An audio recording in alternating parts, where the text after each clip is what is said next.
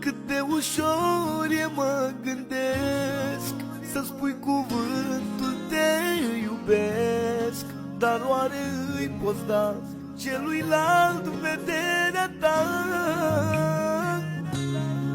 Când vrei vederea să ți-o pierzi, să vadă ea, tu să nu vezi. Dacă s-a întâmplat, atunci iubești cu adevărat.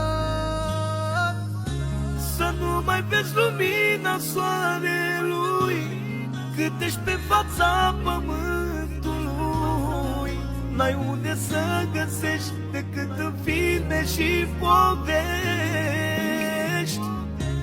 Așa ceva nu se poate întâmpla, n-ai cum să renunți la vederea ta.